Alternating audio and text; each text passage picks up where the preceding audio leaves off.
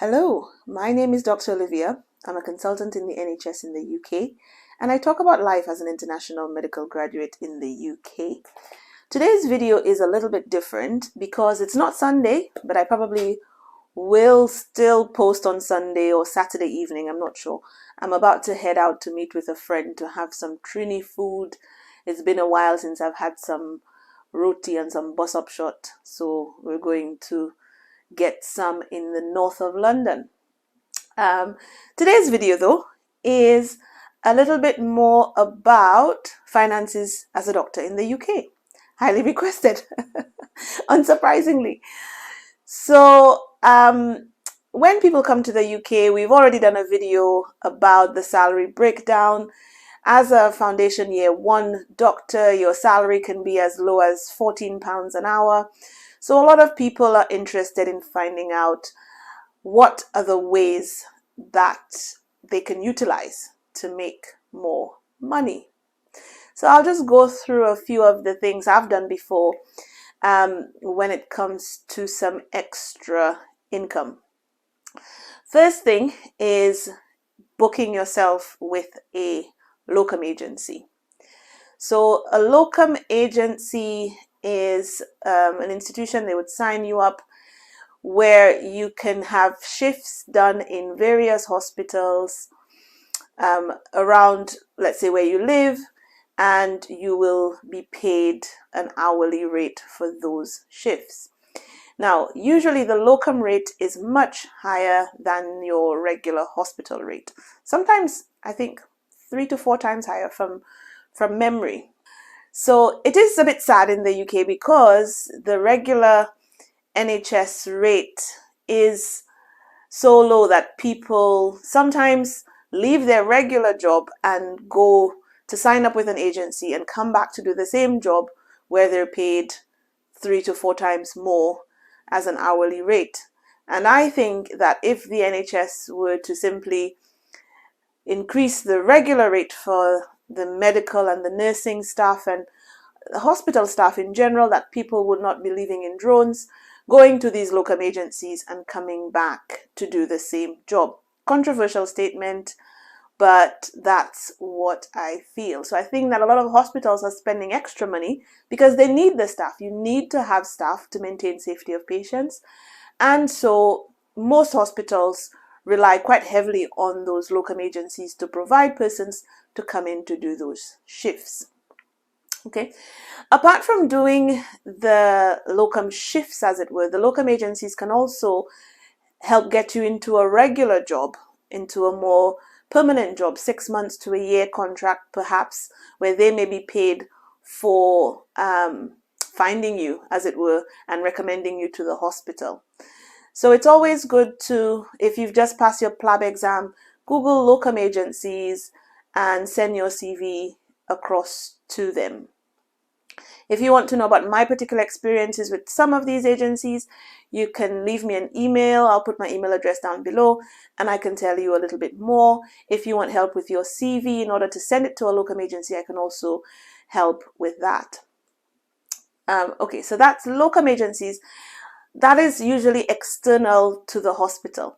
But if you've applied to a particular hospital and you have gotten through with that hospital and you've gotten a job with the hospital, you can also sign up with the hospital to do something called bank shifts.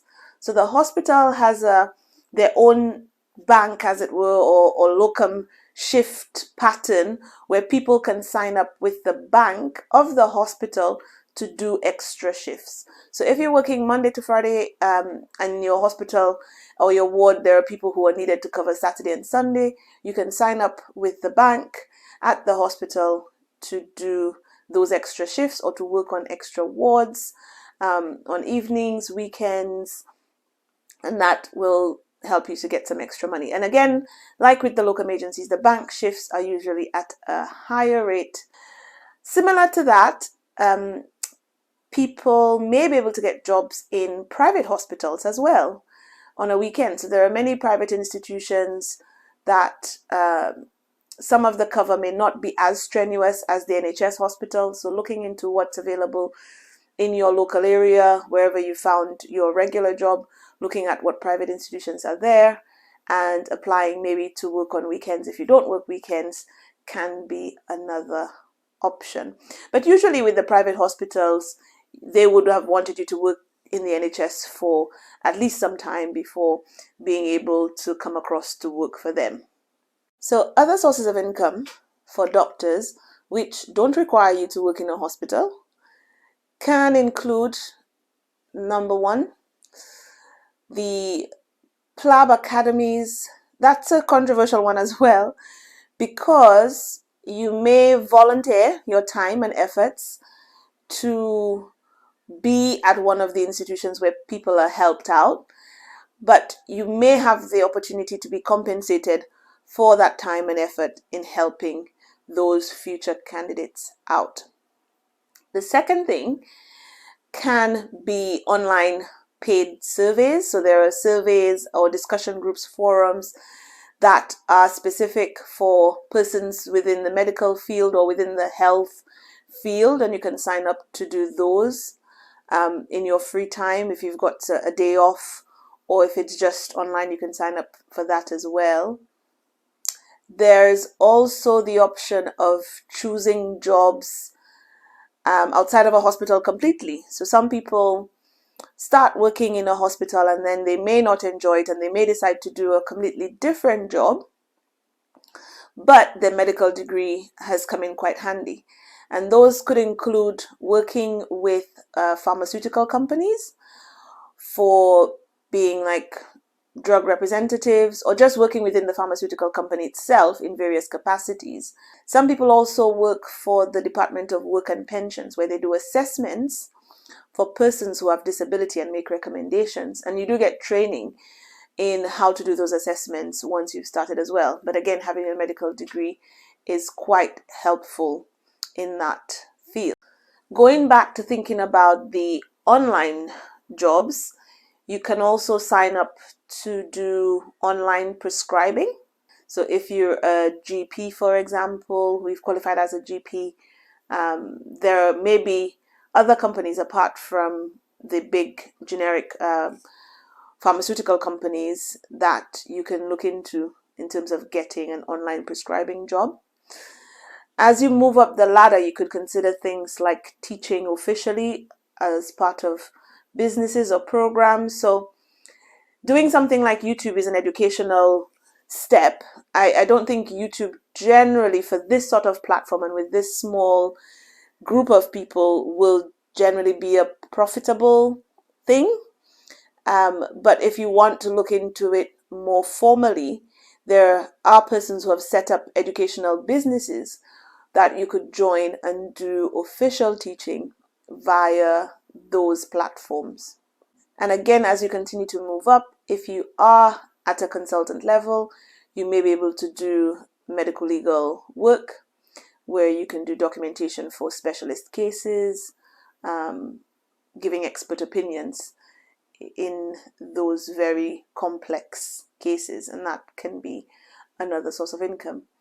And going back to private work at a higher level as well is always an option. But having said all that, thinking about your time and maintaining an element of peace and trying not to overwork yourself, keep that in mind as well. And there are the usual things that people would have as side hustles that you don't need a medical degree for. So things like property investment, investing in the stock market, social media, like we mentioned, speaking engagements, that's a good one. And actually having a medical degree may be more helpful in being somebody who is able to book speaking engagements at various events, or even in being an activist for a particular cause that you might be able to give more input to because of your medical background. So actually that one can go back into the top of things that would be useful with a medical degree. But I think that's all the things I can think of.